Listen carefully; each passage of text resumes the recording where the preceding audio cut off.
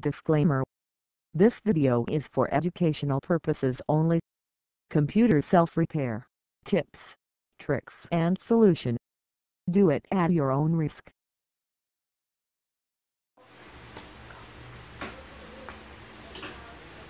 Welcome to Ryan Tech Review! Okay guys, balik tayo sa shop. Ngayon, ang papakita ko sa inyo, may itatry tayong i-repair na desktop. Okay? Itong desktop na to, yan, makikita nyo. Yan, desktop na yan. Itatry natin i-repair siya. Okay? Ngayon, board level to dito sa software. So, papakita ko sa inyo kung ano muna problema. Okay?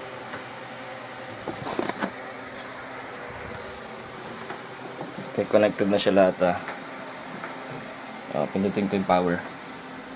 Ngayon, pakinggan natin yung beep mode niya.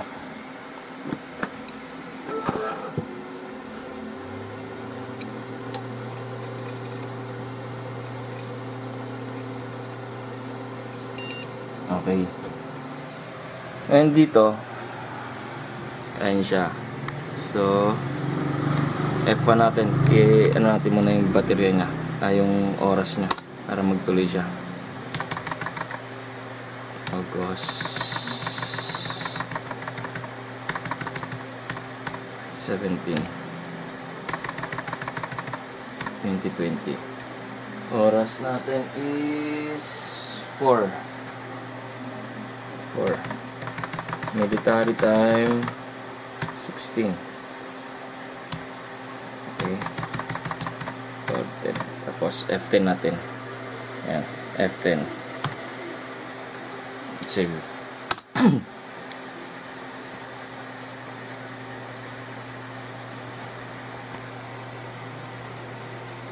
Okay. Tingnan natin kung anong problema niya. Nagtuloy na, di ba?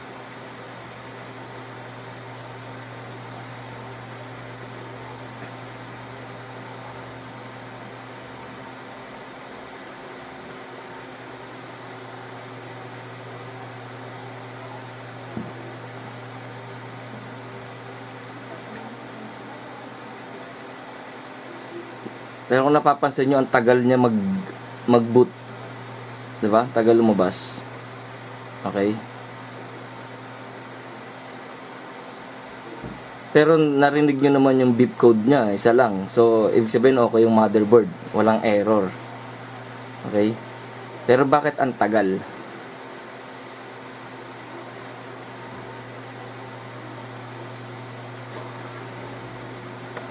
Okay? Yan ang problema niyan.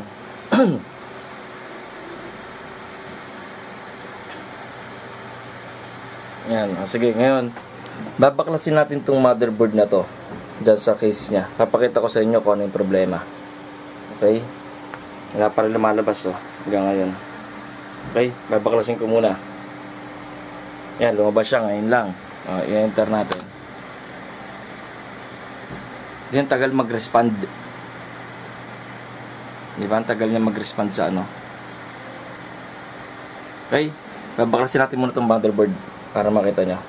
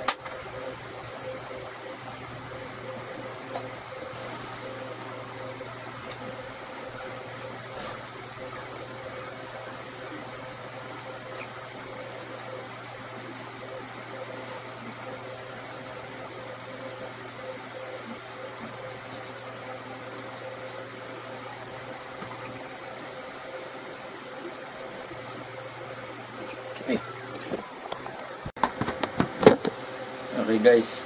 Ayan, baklas ko na yung motherboard niya. Okay, ito na yung motherboard niya. Okay, yung problema dito is yung RAM section niya. RAM section. Ito problema dyan, kung makikita nyo. Ayan. Yung mga capacitors na yan. Okay, tatry natin palitan to, tapos checkin natin ulit kung bibilis na yung pagbuboot niya. Okay, close up ko kung ano yung problema ng motherboard.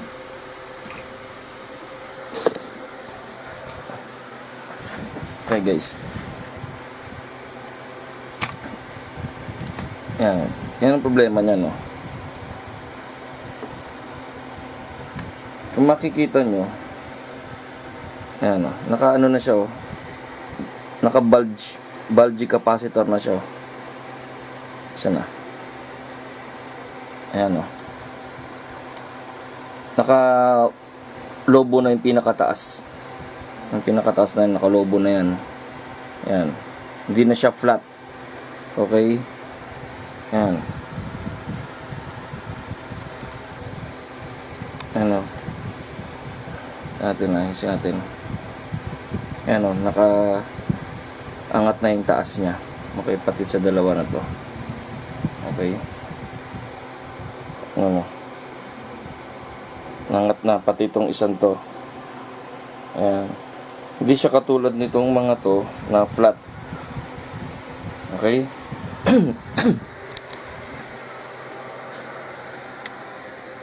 Ayan. Papalitan natin muna yung capacitor niya. Okay, may pampalit na ako dito eh. Ito. Ayan, 4 na capacitor. Okay.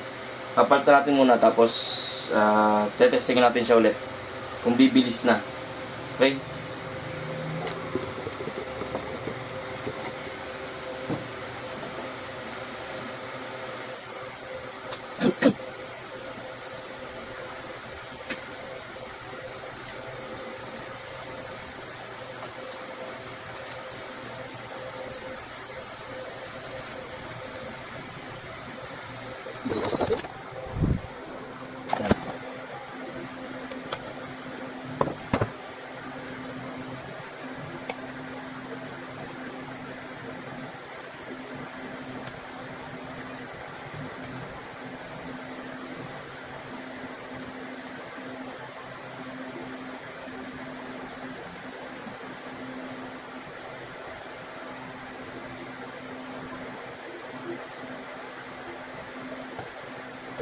One.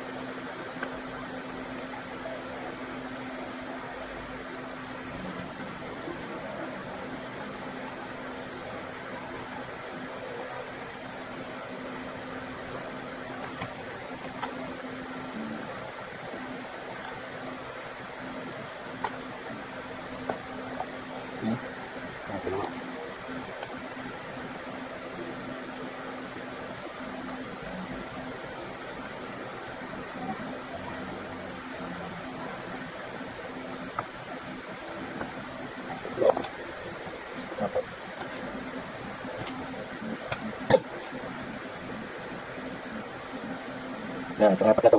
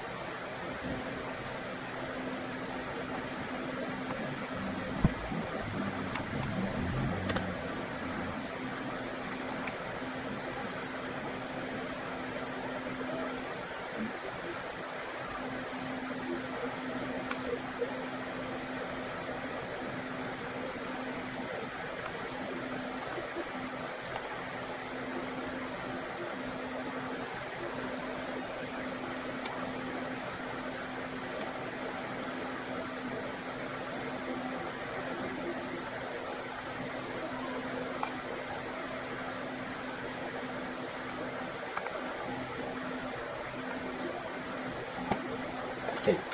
Apat. Okay. Ang value niya is, yan ang value niya. Okay, 6.3 volts, 1,800 microfarad. Ang ipapalit natin is ito. Okay, bunot lang din ito sa ibang board, 6.3 volts, 1,500 microfarad. Kung meron kayong eksaktong yung equivalent nito talaga, eksaktong value niya, 1,800, mas maganda. Since wala ako, pwede natin ipalit yung malapit sa kanya. Okay?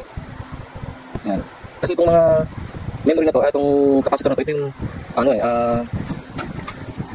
input ng power para sa memory natin. Okay? Para sa memory natin, sila yung nagpa-power. Okay? Sila yung nagpa-power dyan. So, kailangan natin palitan. Kung bulge na to kasi, ibig sabihin, malfunction na to. Hindi nyo na nasusuplayan yung RAM slot natin ng power. Okay? So, kasi ang RAM slot is nasa 3 volts eh. Okay? So, hindi nyo na nasusuplayan. Kasi nga, sila na itong capacitor. Yan ang bulge na siya. Okay? So, papalitan natin muna siya ng capacitor. Tapos, testing na natin. Okay?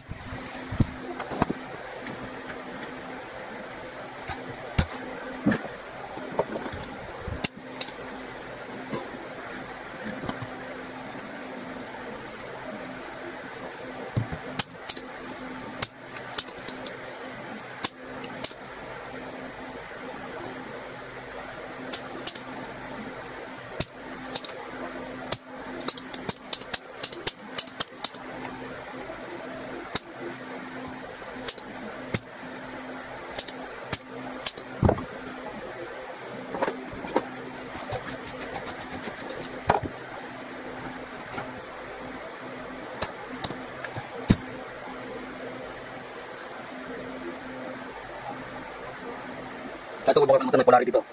So, yung may guhit, yan yung negative. Okay? Yung wala positive. Ganun din sa may motherboard natin. Yan. Yung polarity is yung may shade. Okay?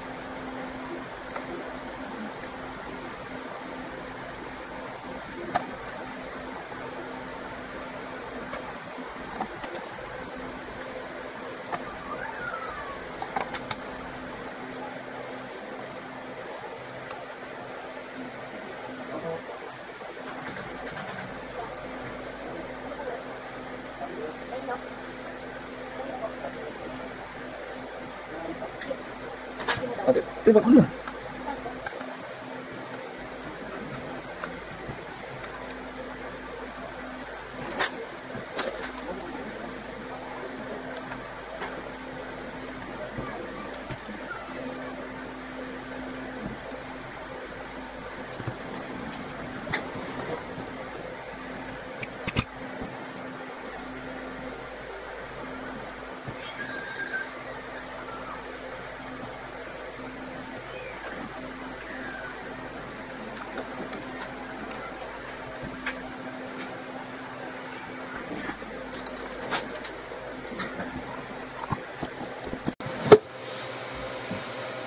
Okay, yun, napalitan natin yung capacitor, itong apat na capacitor. 1, 2, 3, 4. Okay, napalitan natin. So, i-testingin natin. So, ito yung apat na tinanggal ko. Okay. Yan. Okay. Itong apat yung tinanggal ko. Pinuntang ko na. So, i-testingin na natin sa kakabit at sa case na natin ulit.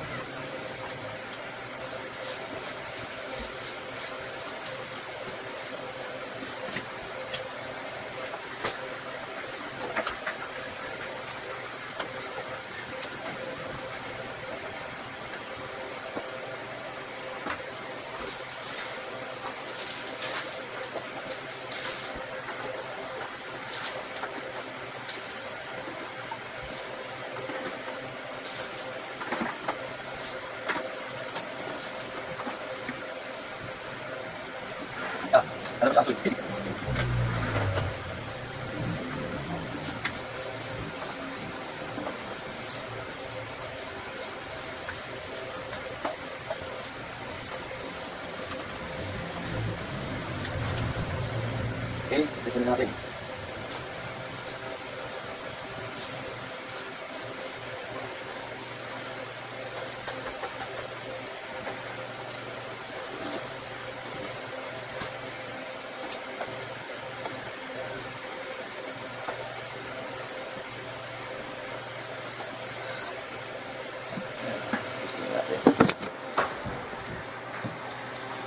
Ayan, testing natin kung ano lalabas sa kanya.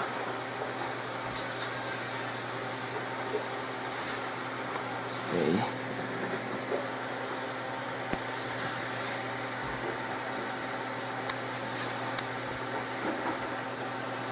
Ayan.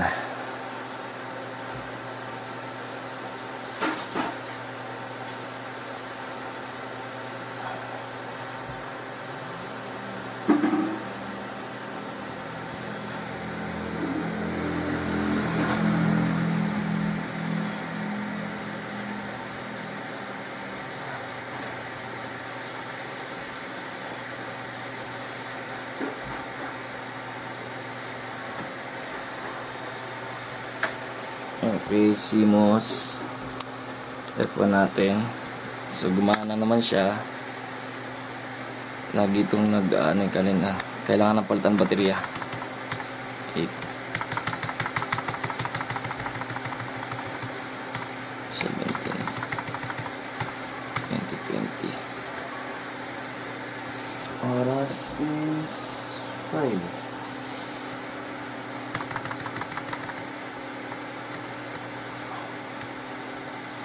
F10. Okay.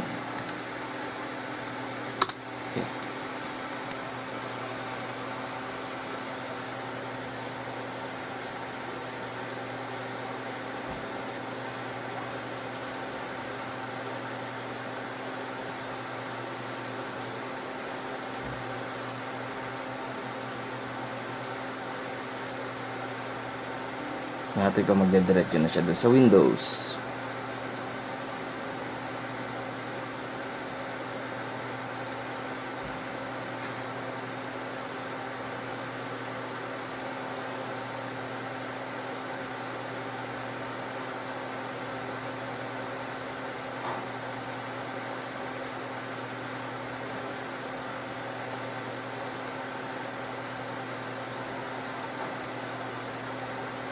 Natin.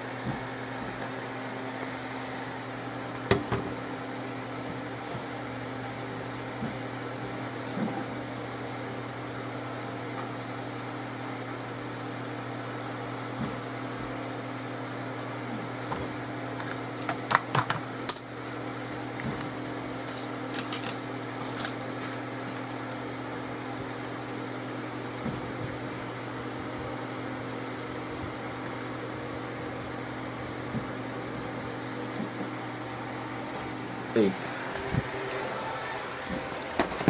So, ang nangyari, parang ganun pa din, no? Walang epekto kahit pinalitan natin yung capacitor. So, susubukan naman natin ngayon, dadagdagan natin ng memory. Okay? Pero itong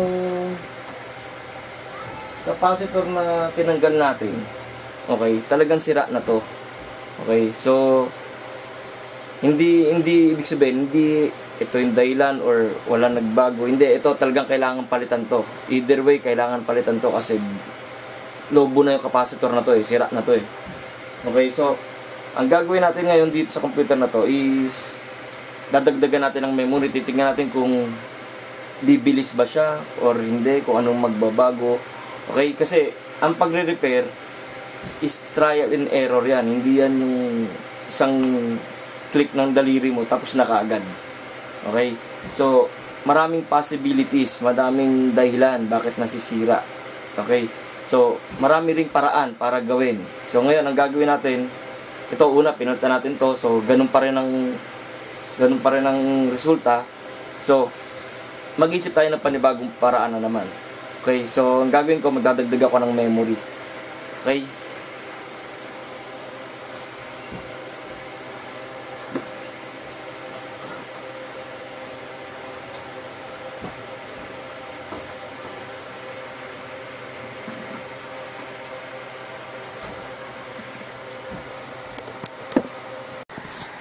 Okay. Ngayon, magdadagdag tayo ng memory. Okay. Yan ang memory niya So, magdadagdag tayo ng isa pa. Tignan natin kung may changes. Okay.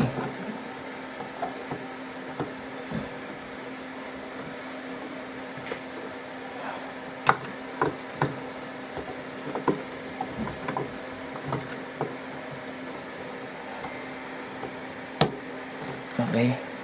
Yan. Okay, yan. Dalawa na yung memory. Okay. Ngayon, on natin. Tingnan natin kung may pagbabago. Ay, wala pala. Hindi pala nakakonect yun.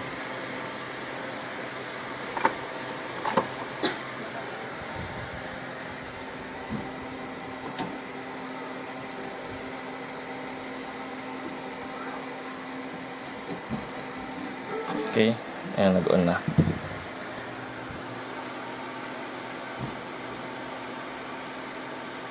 Natin.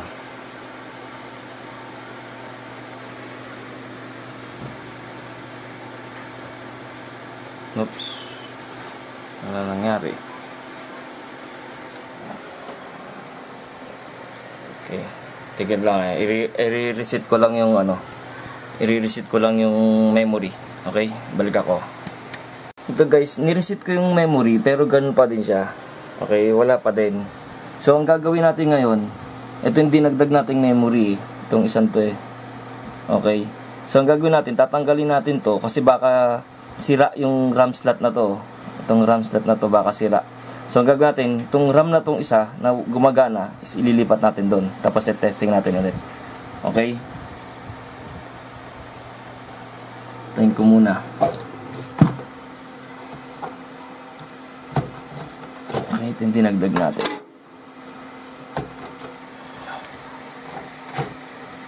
So, pag ganun pa din ang niya, ganun pa din ang lumabas, hindi siya nagbo-boot. Ibig sabihin, sira yung RAM slot na to. Okay? Kasi gumagana tong RAM na tong isa, lahat naman gumagana Okay? So, testing natin.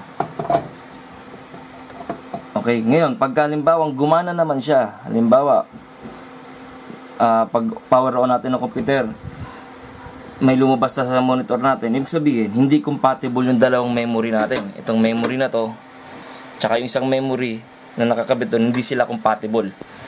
Kaya, kailangan malaman nyo yung speed ng memory ninyo. Okay? Ipa-power on ko na, gamit ang screwdriver.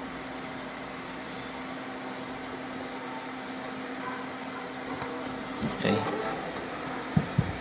Ayan, tignan natin. Abangan natin lalabas sa monitor. Okay. So, may lumabas. Kaya, bilis, di ba? Biglang ganun kaagad. Okay. So, F1 natin. Babaguhin natin yung oras. 8 17 2020. Wala.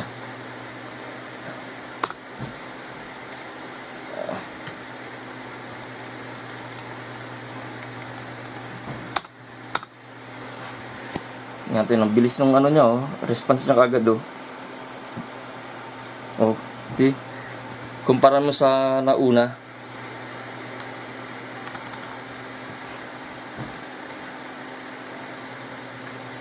Okay.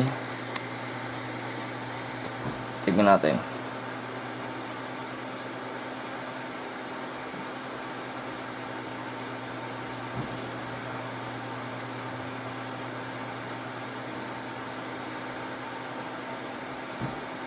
Ito, mabagal ulit siya, oh.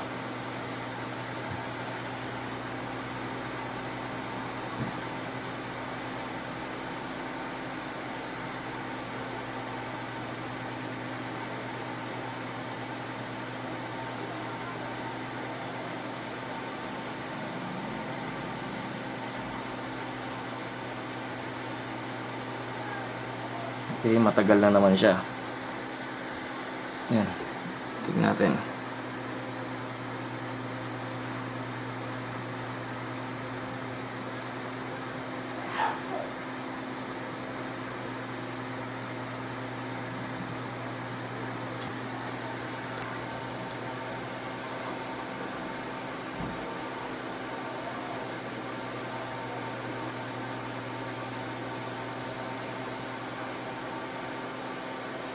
Yan, tingnan natin kung bibilis siya. Mabagal kasi yun, eh. Yung lalabas pa yung parang status bar dito sa ilalim. Kasi mabagal yun. Okay, so hindi natin alam kung yung mismong memory natin may problema or baka sa mainboard. Okay. So mabagal to, mabagal. Okay. So ang gagawin natin ngayon, itong memory natin na isang to, ipapalit natin doon sa RAM slot na yan. Yan, tatanggal natin yung existing RAM na yan, tapos papalit natin itong memory natin. Okay, hanggang ngayon, ano pa rin, oh. Mabagal yan. Hindi yan usual. Okay. Tatanggalin ko to. Ibit natin ito isa. Tingnan natin baka nagma-malfunction yung memory natin. Okay? Okay. Tapos power on natin ulit ang gamit ng screwdriver. Okay. Ano? Yan. Tignan natin kung ano lalabas dito.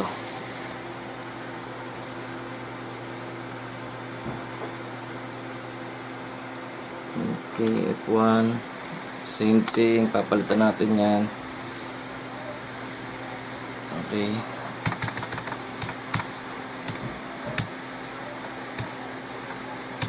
$17, 2020, 17,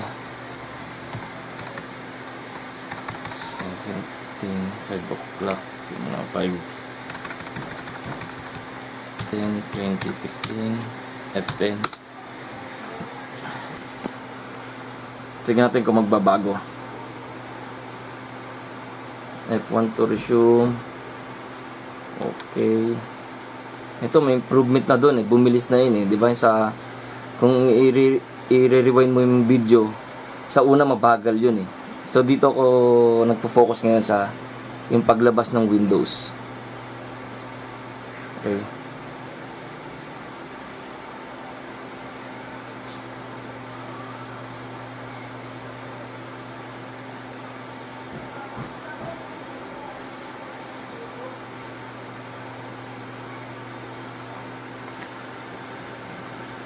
Ganun pa rin, mabagal pa rin siya.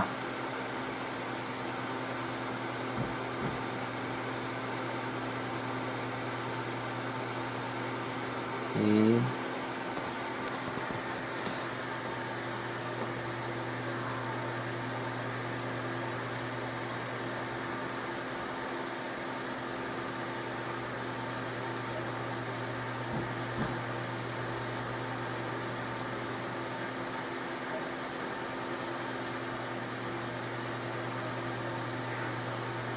Okay. Ngayon dito, kung punta tayo sa motherboard habang nag-aantay tayo. Dito, kung mapapansin nyo, dalawa yung hard drive nya. Yan, isa, dalawa. Okay. Yung isa, nakasata. Okay, serial ATA. Yung isa naman, naka-IDE cable yan, no? Naka-IDE cable siya. So, ako iniisip ko kung ang nasa isip ko ngayon, kung saan naka-install yung Windows natin. Okay? Yung operating system. Kung dito ba or dito ba. Okay? Either sa dalawa eh. So ngayon, bakit? Kasi kung dito siya naka-install sa IDE, dito sa IDE cable, ibig sabihin mabagal yan. Kasi yan yung sinaunang mga connectors ng computer eh. Mabagal yan. Okay? Kumpara mo sa SATA cable. Yan, serial ATA na yan. Okay, so since error pa rin tayo, tatanggalin natin yan. Ayan, mabagal talaga yun. Okay, tatanggalin natin yung IDE cable. Titignan natin kung doon siya magbo-boot. Kasi pagka tinanggal natin yan, at nag-boot yan, sa ganyan pa din, kahit mabagal, nag-boot siya sa ganyan. Ibig sabihin, yung OS natin, nandito sa kabila. Okay, pero pag walang lumabas dito at sinabi niya wala siyang operating system, ang operating system natin andito. Okay, so testing natin yan.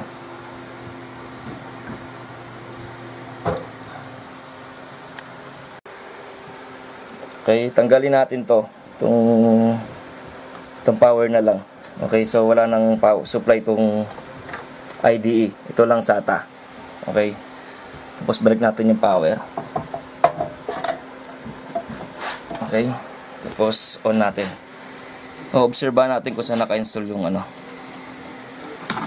Okay, tingnan natin kung saan naka-install.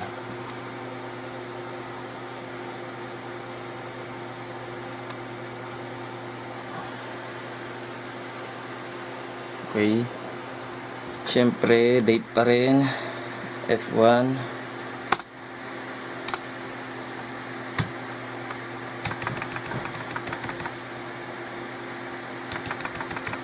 Eight.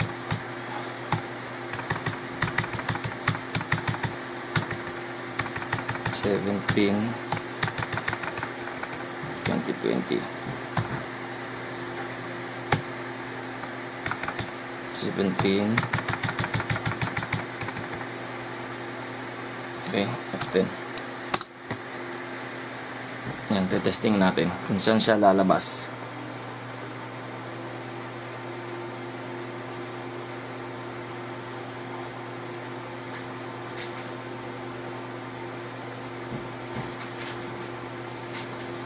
So pag walang lumabas yan, yung tulad kanina na start Windows, ibig sabihin nandoon yung Windows natin sa IDE. Okay? And may difference yun kasi mabagal ang IDE. Okay? Kaysa sa SATA cable, mabagal ang IDE cable. Okay, so yan, antayin lang natin. Pero tingin ko nandoon siya sa SATA. Kasi lalabas dyan yan. Kasi pareho lang yun.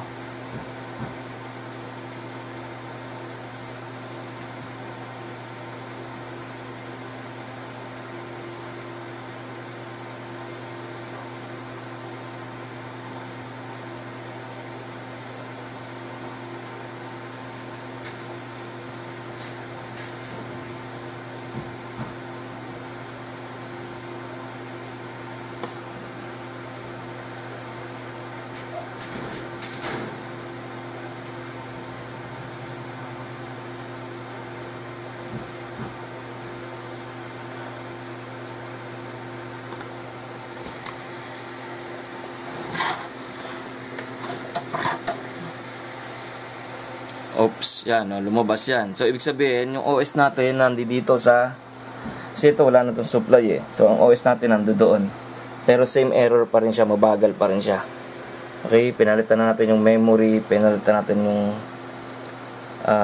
capacitors. So, anong susunod na gagawin natin dyan?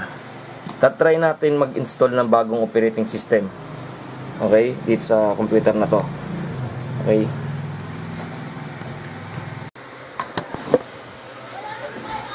Okay. Tinesting na natin. Nagpalit na tayo ng memory. Nag-direct refresh na tayo ng memory. Okay. Tapos tinanggal natin, in-isolate natin yung isang hard drive. Okay. So, ngayon, ang gagawin naman natin, kasi minsan, nagkakaroon din ng problema sa power supply. Okay, kasi kung iisipin natin, yung capacitor na pinalitan natin, itong 4 na capacitor na to, yung pinalitan natin, lobo na siya. Okay? May dahilan ng capacitor bakit lumulobo. Kumbaga, ano siya, napipuwersa siya. Ibig sabihin, parang kinakapos siya ng power, pinipilit lang ng capacitor. So, ang pinaka-power supply natin, ang main supply natin, is yung power supply mismo. Okay, so ang gagawin natin, magda-direct replacement tayo ng power supply. Testingan din natin. Kasi ganun talaga eh. Ang pagre-repair kasi, minsan nakukuha yan sa direct replacement yan kasi hindi mo alam kung paano, minsan talaga direct replacement lang ang solution eh. So, sa memory, sinubukan natin, ganun pa din. Pinagpalit natin yung RAM slot, ganun pa din. Okay? Yung hard drive, in-isolate natin, ganun pa din. So, ngayon naman, magda-direct replacement tayo ng power supply. Tignan natin kung anong epekto niya dun sa operating system, kung gagana mabilis. Baka kasi, sa isip ko, baka kasi kinakapos ng power yung supply. So, kaya lumubo yung capacitor. Okay? So, ngayon, tetestingin natin. Ito nga pala yung kaibigan natin, no? And, so, parang ano na to, beer project. Okay, ito may ano ko rito. Ito, may power supply ako rito extra. So, ikakabit natin. Okay, babalik ako. Okay. Ayun, nagpalit na ako ng power supply yan. Direct replacement yung power supply niya. So, kinunik ko lang naman yung hard drive niya, tsaka yung sa motherboard, syempre, tsaka yung sa processor. Okay, ngayon, tetestingin natin kung ano. Oo natin yung computer. Ay, ayaw. Hindi pala nakakonect. Ang pang-on pala natin na screwdriver.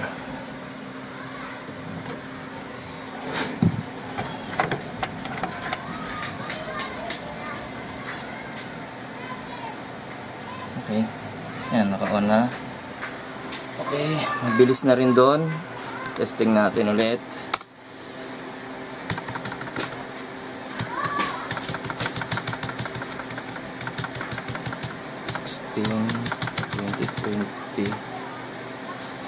Okay, siguro 6 o'clock na, 18. Okay, F10. Okay. Hindi natin ganun lalabas. Kung bibilis siya, bumilis oh.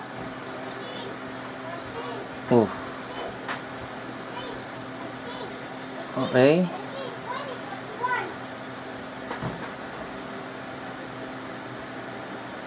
Natin na, dito siya nag-i-stuck palagi eh.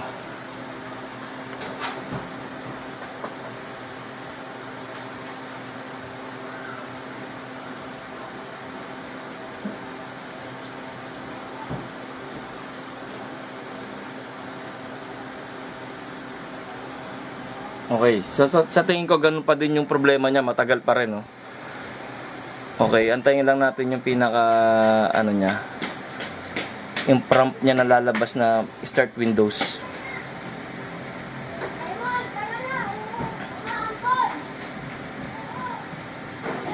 Okay, pero hindi na siya ganun kabagal.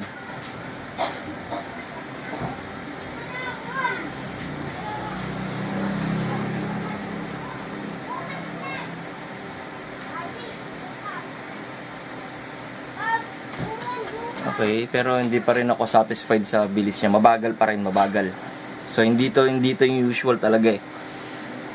Okay, so yan. Okay, so hindi yan yung usual niya. O yan, lumabas na. So, dapat pag enter natin yan, mag-ano na kagad dyan eh.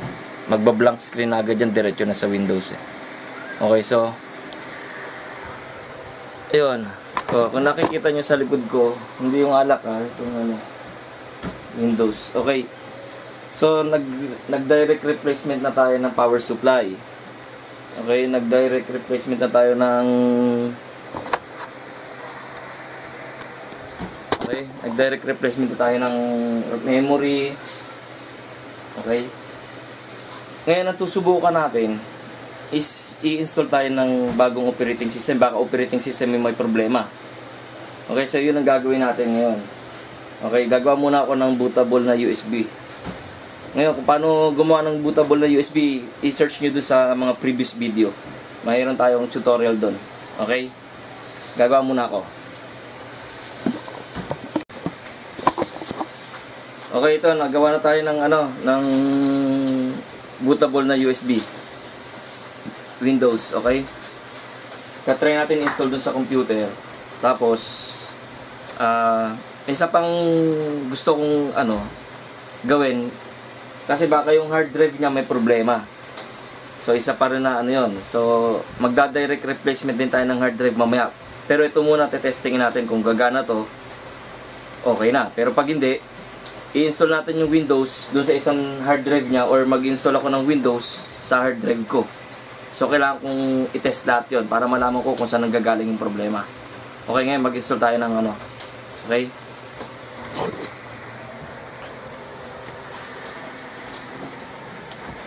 Okay, lalagay ko na yung USB.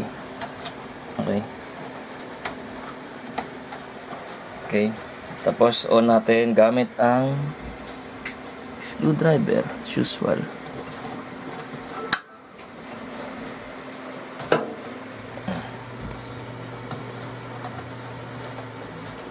Yan.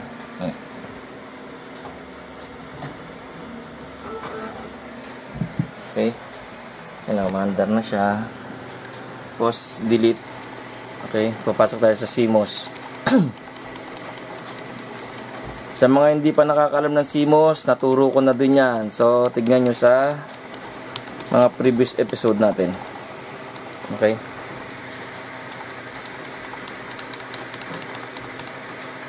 F1. Babaguhin natin ulit yung date. Okay, as usual, babaguhin natin 8/17 2020. Yung oras is 7 o'clock. 1, 2, 3, 4, 5, 6, 7. So 19 yan, 19. Okay. Tapos F10. Okay.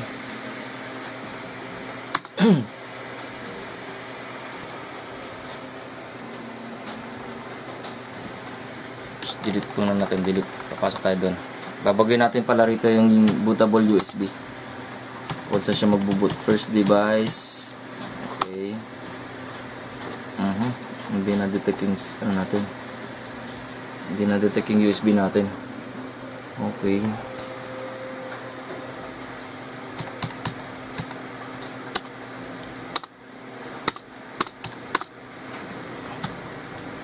Okay, boot other device. Yes.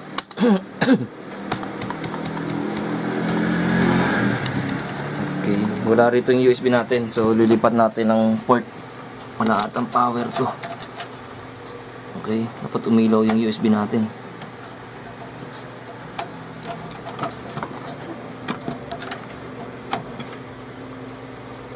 Okay. Walang power tong USB nya. So, tingin ko may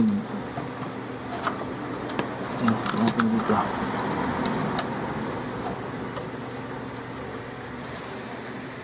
Okay. Testing natin, restart natin. F10. Okay. Tapos delete ulit.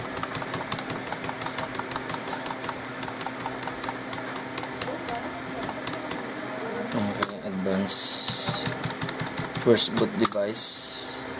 Ba. Aba. Wala.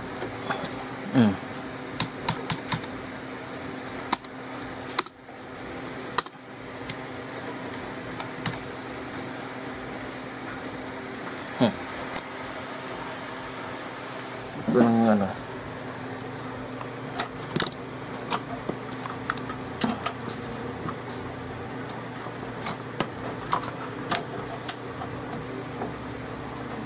Okay.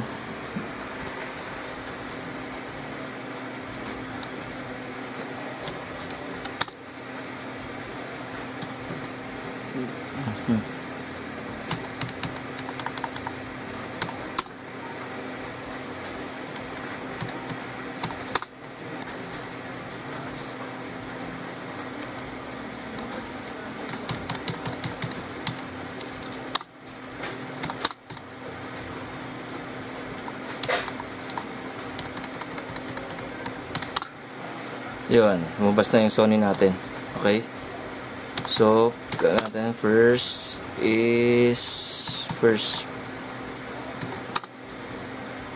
drive is Sony. Okay, second drive is this one. Okay. First boot device ng Sony. Okay? Enter. F10 natin, F10. Yan, F10. Okay. Yan, magbo-boot yan sa USB natin. So, tatry natin install yung Windows. Okay, yan. Windows installer. Okay, Windows XP. Yan. Boot natin. Okay. Enter. Okay, sa mga hindi pa marunong mag-install ng Windows gamit ang USB, meron din tayong video. So, balikan nyo yung video na yan. Ito, ipopost ko muna to kasi alam nyo naman na to eh. Okay, so sa mga hindi pa marunong, i-browse nyo yung sa playlist natin, andun yung paano mag-install ng Windows gamit ang USB. Okay? Okay, ito guys, ini-install ko yung pero pinalitan ko siya ng Windows 7 kasi ang tagal mag-load ng Windows XP. So, tinesting ko sa Windows 7. Pero kung makikita nyo, ayan pa rin yung graph nyo. Ayan yan yung difference. Matagal pa rin siya. Okay? So, hindi ko alam kung saan ang problema kasi hindi pa naman ako nagpapalit ng hard drive. Yun pa din. Okay, so, ang gagawin ko, i-stop ko to, yung pag-i-install dito. Kasi, dyan pa lang, mabagal na yan eh. Hindi yan usual ulit. Okay, mabagal yan sa ganyang under ng na yan, ng graphic bar na yan. Matagal yan. So, ang gagawin ko, kukuha ko ng isang hard drive. Doon tayo mag-i-install ng Windows. Tingnan natin kung ano difference. Okay, hanap muna ako ng hard drive. Okay. Update.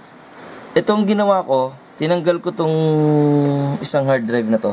Okay? Ito yung power niya. Tinanggal ko. Ang kinonect ko, itong isa. Yung naka-IDE cable. Okay. Tatry ko na i-install dyan yung Windows. Titignan natin kung mabilis yung progress niya or pareho lang. Kung pareho lang, kukuha tayo ng panibagong hard drive. Doon tayo mag-i-install. Pero ito, tetestingin natin muna. Okay? Sasaksak ko na. Okay.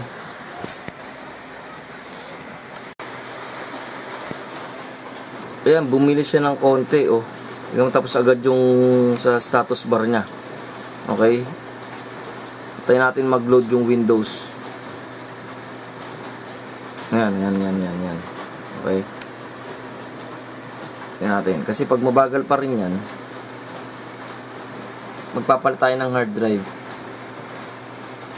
Okay. Natin ito, medyo nabibilisan ako rito eh. Yung loading niya na yan eh. Yan. Nakikita niyo yung loading na yan. Hindi siya ganun kabilis, hindi rin siya ganun kabagal, pero tingnan natin kung ano. Yan oh. Okay.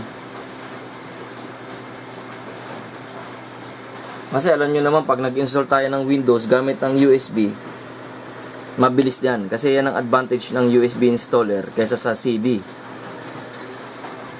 Okay, kaya kung di nyo napanood yung previous video kung paano gumawa ng USB na installer, panoorin nyo.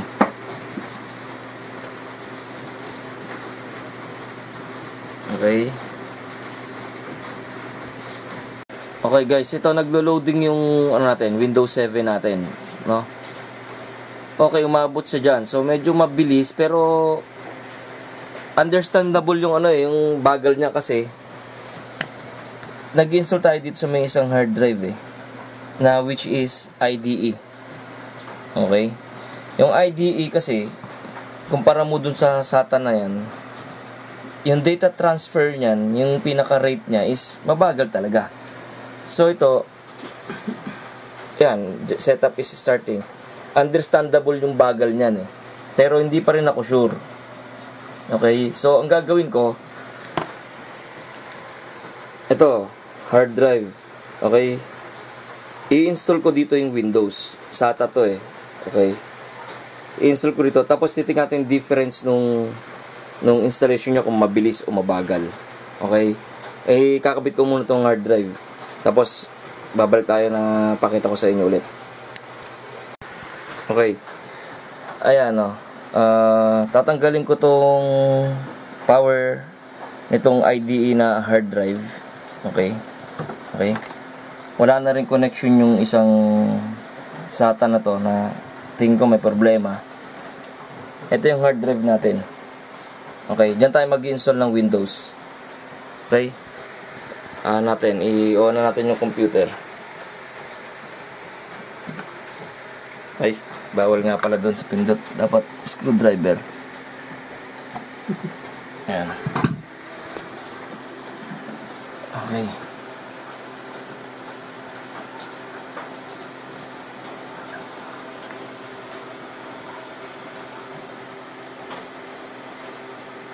Okay, so pupunta na naman tayo sa CMOS, usual.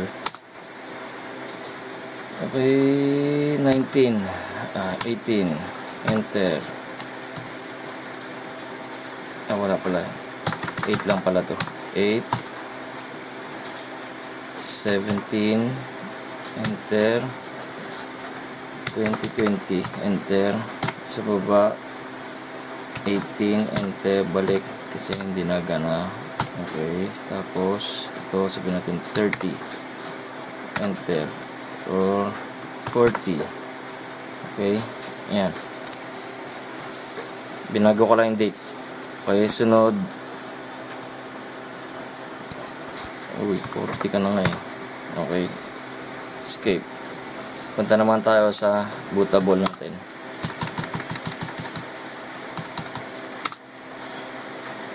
Gawin natin yung USB natin. Tapos ito, yung hard drive. Okay. Okay na. First boot device natin is yung Sony. Okay. Tapos F10. Okay. Ayan. Tingnan tayo magbubot. Tingnan natin yung bilis niya. Oh, kita mo bilis. Oh. Oh. Oh. Bilis agad. Doon agad. Okay. Kita nyo yung speed, parang ganun lang kabilis. Parang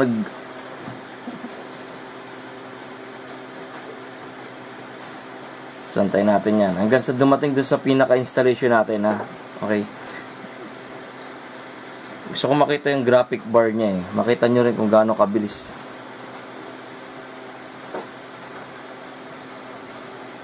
Ito ang bilis, oh. Oh. Kaya niloload niya yung Windows natin eh. Okay.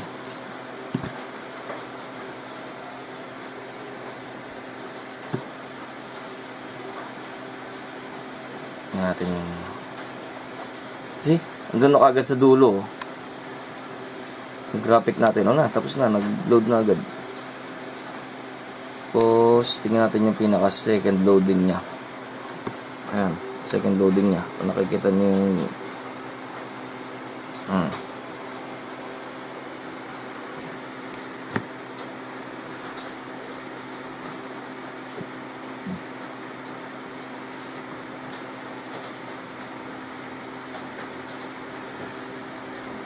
Okay, pupost natin dito. Tapos titingnan natin yung actual niya mamaya. Yung installation ng Windows.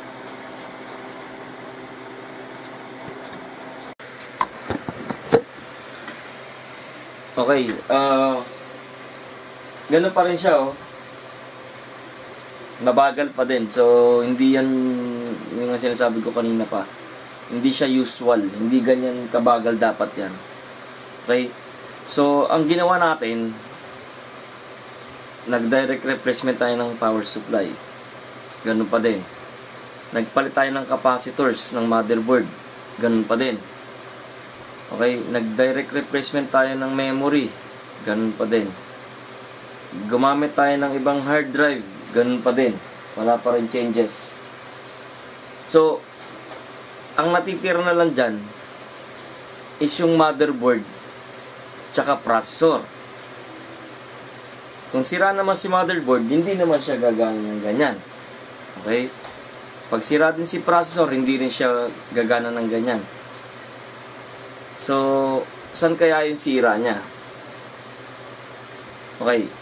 Ito, mahaba na yung video natin eh. So, gagawin ko tong part 1. Tapos yung part 2 natin, lilinisin natin yung motherboard. Okay? Lalaban natin yung motherboard. Lalaban natin yung motherboard na yan.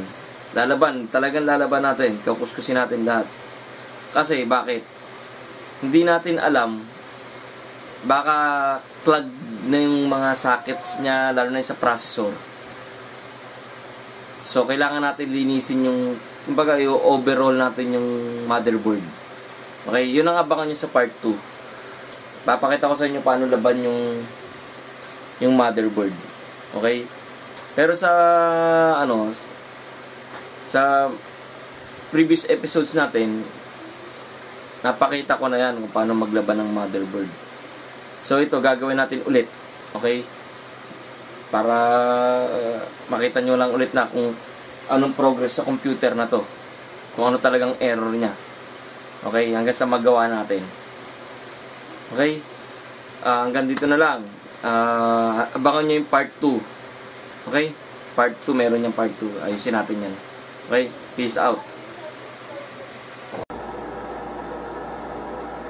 Please like, share, and don't forget to subscribe.